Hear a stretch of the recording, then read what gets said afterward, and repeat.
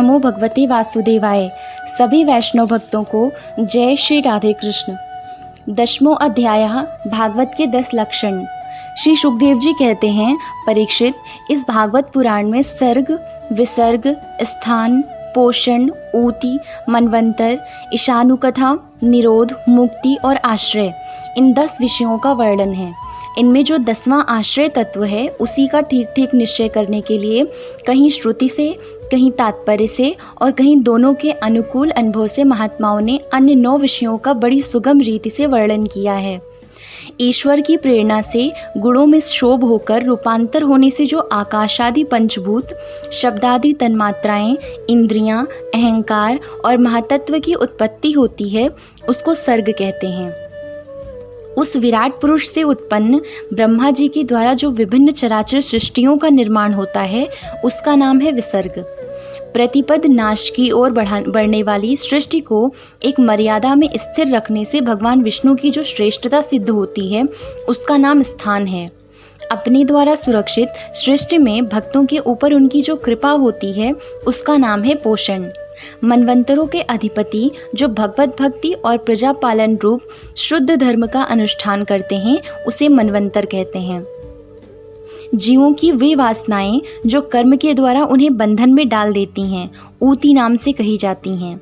भगवान के विभिन्न अवतारों के और उनके प्रेमी भक्तों की विविध आख्यानों से युक्त गाथाएं ईश कथा हैं। जब भगवान योग निद्रा स्वीकार करके शयन करते हैं, तब इस जीव का अपनी उपाधियों के साथ उनमें लीन हो जाना निरोध है। अज्ञान कल्पित कर्तृत्व, भोक्तृत्व आदि अनात्म भाव का परित्याग करके अपने वास्तविक स्वरूप परमात्मा में स्थित होना ही मुक्ति है। परीक्षित, इस चराचर जगत की उत्पत्ति और प्रलय जिस तत्व से प्रकाशित होते हैं, वह परम ब्रह्म ही आश्रय है। शास्त्रों में उसी को परमात्मा कहा गया है। जो नेत्र आदि इंद्रियों का अभिमानी दृष्टा जीव है, वही इंद्रियों के अधिष्ठात्र देवता सूर्य आदि के रूप में भी है, और जो नेत्र गोलक आदि से युक्त दृश्य देह है, वही उन दोनों को अलग अलग करता है। इन तीनों में यदि एक का भी अभाव हो जाए तो दूसरे 2 की उपलब्धि नहीं हो सकती। अतः जो इन तीनों को जानता है, वह परमात्मा ही सबका अधिष्ठान आश्रय तत्व है। उसका आश्रय वह स्वयं ही है, दूसरा कोई नहीं। जब पूर्वोक्त विराट पुरुष ब्रह्मांड को फोड़कर निकला, तब वह अपने रहने का स्थान ढूंढने लगा, और स्थान की इच्छा से उस शुद्ध संकल्प पुरुष ने अत्यंत पवित्र जल की सृष्टि की। विराट पुरुष रूप नर से उत्पन्न होने के कारण ही जल का नाम नार पड़ा, और उस अपने उत्पन्न किए हुए नार में वह पुरुष 1000 वर्षों तक रहा। इसी से उसका नाम नारायण हुआ।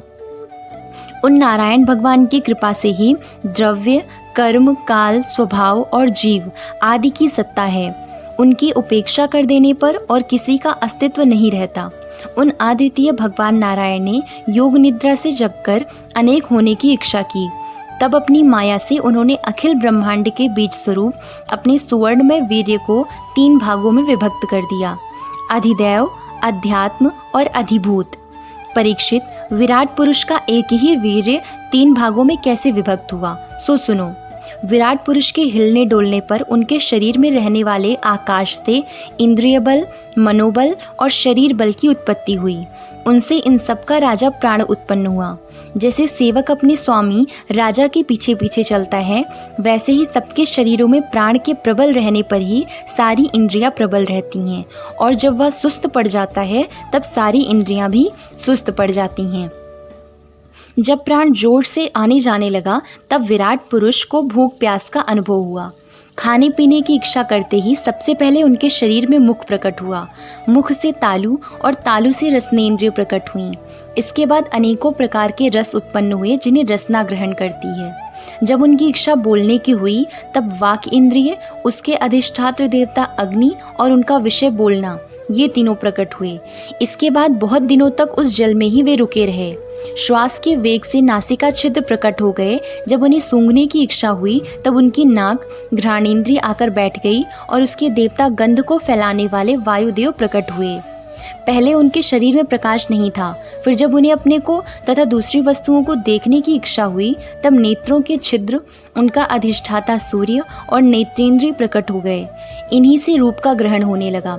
जब वेद रूप ऋषि विराट पुरुष को स्तुतियों के द्वारा जगाने लगे तब उन्हें सुनने की इच्छा हुई। उसी समय कान, उनकी अधिष्ठात्र देवता दिशाएं और श्रोत्रेंद्रिय प्रकट हुईं। इसी से शब्द सुनाई पड़ता है। जब उन्होंने वस्तुओं की कोमलता, कठिनता, हल्कापन, भारीपन, उष्णता और शीतलता आदि जाननी चाहिए तब उनके शरीर में चर्म प्रकट हुआ। पृथ्वी में से जैसे वृक्ष निकल आते हैं उसी प्रकार उस चर्म में रोएं पैदा हुए और उसके भीतर बाहर रहने वाला वायु भी प्रकट हो गया। स्पर्श ग्रहण करने वाली त्वचा इंद्रिय भी साथ ही साथ शरीर में चारों ओर लिपट गईं और उससे उन्हें स्पर्श का अनुभव होने लगा। जब उन्हें अनेकों प्रकार के कर्म करने की इच्छा हुई तब उनके हाथ उगाए। उन हाथों में ग्रहण करने की शक्ति हस्तेंद्रिय तथा उनके अधिदेवता इंद्र प्रकट हुए और दोनों के आश्रय से होने वाला ग्रहण रूप कर्म भी प्रकट हो गया। जब उन्हें अभीष्ट स्थान पर जाने की इच्छा हुई तब उनके शरीर में पैर उग गए। चरणों के साथ ही चरण इंद्र के अधिष्ठाता रूप में वहाँ स्वयं यज्ञ पुरुष भगवान विष्णु स्थित हो गए और उन्हीं में चलना रूप कर्म प्रकट हुआ। मनुष्य इसी चरणेंद्रिय से चलकर यज्ञ सामग्री एकत्र करते हैं। संतान, रति और स्वर्ग भोग की कामना होने पर विराट पुरुष के शरीर में लिंग की उत्पत्ति हुई। उसमें उपस्थेंद्रिय और प्रजापति देवता तथा इन दोनों के आश्रय रहने वाले काम सुख का आविर्भाव हुआ। जब उन्हें मल त्याग की इच्छा हुई तब गुदाद्वार प्रकट हुआ। तत्पश्चात उसमें पायु इंद्रिय और मित्र देवता उत्पन्न हुए। इन्हीं दोनों के द्वारा मल त्याग की क्रिया संपन्न होती है। अपान मार्ग द्वारा एक शरीर से दूसरे शरीर में जाने की इच्छा होने पर नाभि द्वार प्रकट हुआ। उससे अपान और मृत्यु देवता प्रकट हुए। उन दोनों के आश्रय से ही प्राण और अपान का बिछोह यानी मृत्यु होती है। जब विराट पुरुष को अन्न जल ग्रहण करने की इच्छा हुई तब कोख, आंतें और नाड़ियाँ उत्पन्न हुई। साथ ही कुक्ष के देवता समुद्र, नाड़ियों के देवता नदियाँ एवं तुष्टि और पुष्टि ये दोनों उनके आश्रित विषय उत्पन्न हुए। जब उन्होंने अपनी माया पर विचार करना चाहा तब हृदय की उत्पत्ति हुई। उससे मन रूप इंद्रिय और मन से उसका देवता चंद्रमा तथा विषय कामना और संकल्प प्रकट हुए। विराट पुरुष के शरीर में पृथ्वी, जल और तेज से 7 धातुएं प्रकट हुईं। त्वचा, चर्म, मांस, रुधिर, मेद, मज्जा और अस्थि। इसी प्रकार आकाश, जल और वायु से प्राणों की उत्पत्ति हुई। श्रोतादि सब इंद्रियां शब्दादि विषयों को ग्रहण करने वाली हैं। ये विषय अहंकार से उत्पन्न हुए हैं। मन सब विकारों का उत्पत्ति स्थान है और बुद्धि समस्त पदार्थों का बोध कराने वाली है। मैंने भगवान के इस स्थूल रूप का वर्णन तुम्हें सुनाया है। यह बाहर की ओर से पृथ्वी, जल, तेज, वायु, आकाश, अहंकार, महातत्व और प्रकृति इन 8 आवरणों से घिरा हुआ है। इससे परे भगवान का अत्यंत सूक्ष्म रूप है। वह अव्यक्त, निर्विशेष, आदि, मध्य और अंत से रहित एवं नित्य है। वाणी और मन की वहाँ तक पहुँच नहीं है। मैंने तुम्हें भगवान के स्थूल और सूक्ष्म, व्यक्त और अव्यक्त जिन 2 रूपों का वर्णन किया है ये दोनों ही भगवान की माया के द्वारा रचित हैं। इसलिए विद्वान पुरुष इन दोनों को ही स्वीकार नहीं करते। वास्तव में भगवान निष्क्रिय हैं। अपनी शक्ति से ही वे सक्रिय बनते हैं। फिर तो वे ब्रह्मा का यह विराट रूप धारण करके वाच्य और वाचक शब्द और उसके अर्थ के रूप में प्रकट होते हैं और अनेकों नाम, रूप तथा क्रियाएं स्वीकार करते हैं। परीक्षित, प्रजापति मनु, देवता, ऋषि, पितर, सिद्ध, चारण, गंधर्व, विद्याधर, असुर, यक्ष, किन्नर, अप्सराएं, नाग, सर्प, किमपुरुष, उरग, मातृकाएं, राक्षस, पिशाच, प्रेत, भूत, विनायक, कूष्मांड, उन्माद, वेताल, यातुधान, ग्रह, पक्षी, मृग, पशु, वृक्ष, पर्वत, सरीसृप इत्यादि जितने भी संसार में नाम रूप हैं सब भगवान के ही हैं। संसार में चर और अचर भेद से 2 प्रकार के तथा जरायुज, अंडज, स्वेदज और उद्भिज भेद से 4 प्रकार के जितने भी जलचर, थलचर तथा आकाशचारी प्राणी हैं सबके सब शुभ, अशुभ और मिश्रित कर्मों के तदनुरूप फल हैं। सत्व की प्रधानता से देवता, रजोगुण की प्रधानता से मनुष्य और तमोगुण की प्रधानता से नारकीय योनियां मिलती हैं। इन गुणों में भी जब एक गुण दूसरे 2 गुणों से अभिभूत हो जाता है तब प्रत्येक गति के 3-3 भेद और हो जाते हैं।